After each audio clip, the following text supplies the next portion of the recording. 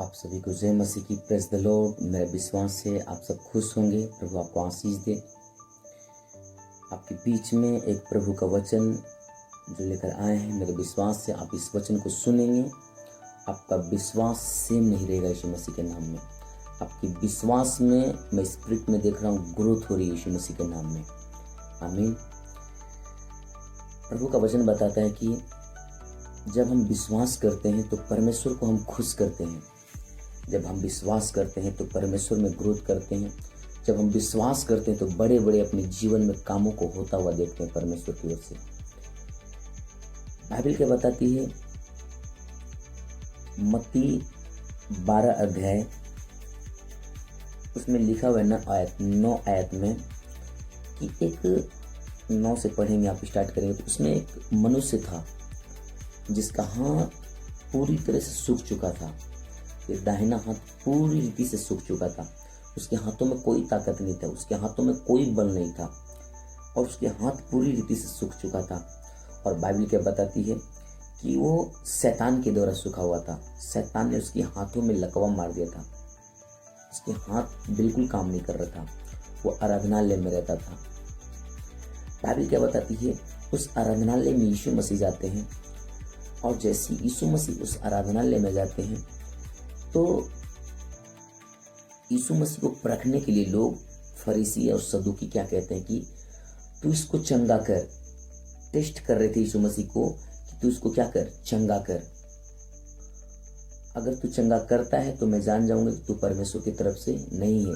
अगर तू चंगा नहीं करता है तो मैं जान जाऊंगा कि तू परमेश्वर की तरफ से है। क्यों? कि उस दिन वो सबत का दिन था और सबत का दिन कुछ नहीं किया जाता था।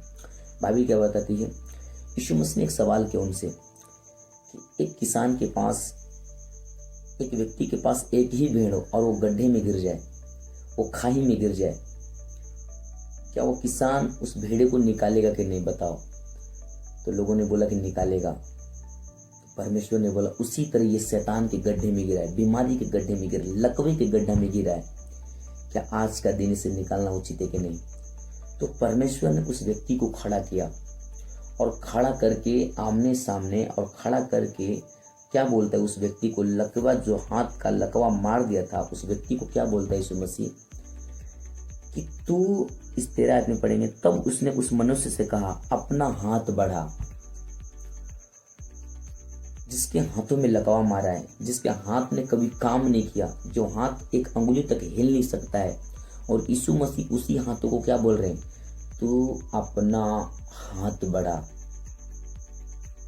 आप सोच सकते हैं क्या यीशु मसीह बोल रहे हैं? यीशु मसीह बोल रहे कि जो हाथ तेरा बिल्कुल नहीं हिला, कुछ नहीं किया, सूख गया है, लकवा मार दिया है, यीशु मसीह उसी हाथ को क्या बोल रहे हैं, तू अपना हाथ बढ़ा। और बाइबल क्या बताती है, वो व्यक्ति उसी हाथ को अपना बढ़ाया और उस हाथों में ताकत आ गई, जान आ गई और वो चंगा हो गया यीशु मसीह के नाम में। आमीन।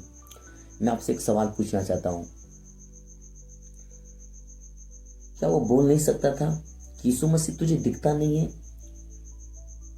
ये हाथों में लकवा मारा हुआ है, इस हाथों से मैंने कभी कुछ नहीं किया, ये हाथ एक अंगुली तक नहीं हिलता है, ये हाथ से मैं कुछ भी नहीं कर पाता हूं, और इसी हाथ को तू बोलता है कि तू बढ़ा। बता मैं कैसे बढ़ा सकता हूं? वो क्वेश्चन कर सकता था, वो बोल सकता था ऐसे, लेकिन बिना शक किए, बिना संदेह किए, यीशु मसीह के ऊपर विश्वास करके कि अगर तूने बोला है प्रभु तो मैं अपना हाथ क्या करूंगा, बढ़ाऊंगा।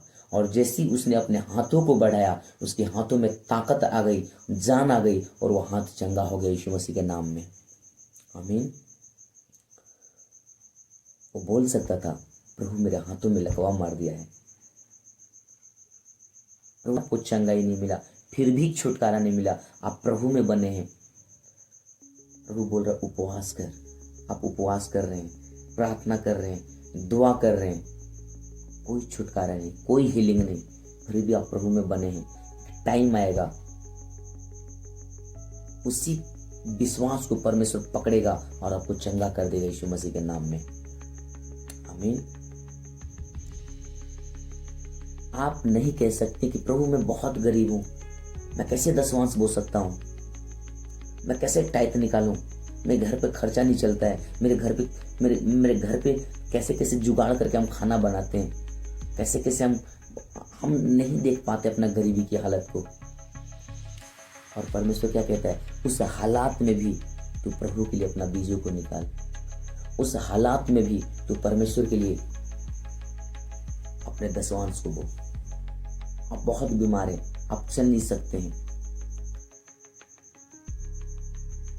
आपकी हालत बहुत खराब है, उस हालात में भी प्रभु बोलता है कि तू मुझसे प्रार्थना कर। उस हालात में बोलता है कि ये शरीर मुझे दे, प्रार्थना में दे।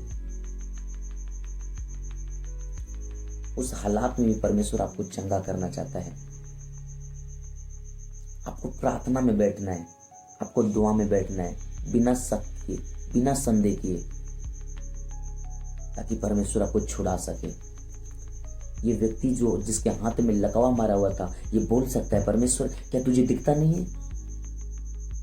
जिस हाथों में लकवा मारा है और उसी हाथों को तू क्या बोल रहा है, इसी हाथों को तू बढ़ा, अपना हाथ बढ़ा। बहुत आप गरीब हैं,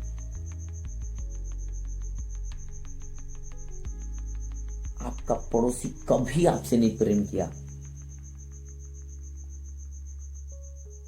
बार बार चुगली किया, बार बार निंदा किया आपका। उस हालात में भी परमेश्वर क्या कह रहा है, इसको तू क्षमा कर, इसके लिए तू प्रार्थना कर।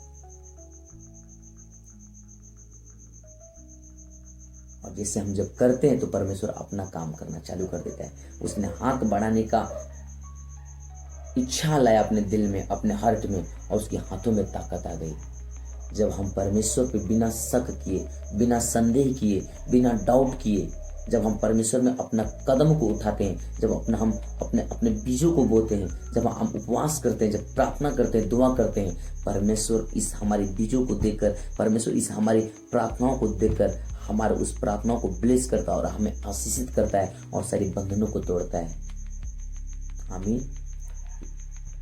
कई सालों से गड्ढे में गिरा हुआ था, बीमारी के गड्ढे में। हो सकता है आप बीमारी के गड्ढे में गिरे हो, आप शर्मिंदगी के गड्ढे में गिरे हो, आपकी हालात बिगड़ी हुई है पूरा,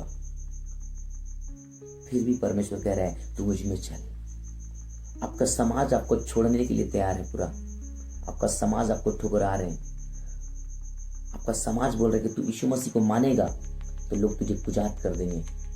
फिर भी आप दुनिया को छोड़कर, दुनिया को न देखकर आप यीशु मसीह को अपना जीवन दे चुके हैं और मान रहे हैं। उस जीवन को देखकर परमेश्वर आपकी इज्जत को 1000 गुना बढ़ाता है, परमेश्वर यीशु मसीह के नाम में। आमीन। इसलिए अपने विश्वास में अड़े और खड़े रहिए, बिना शक किए, बिना संदेह किए। जब हम शक करते हैं परमेश्वर पर, अपना वो काम करना बंद कर देता है।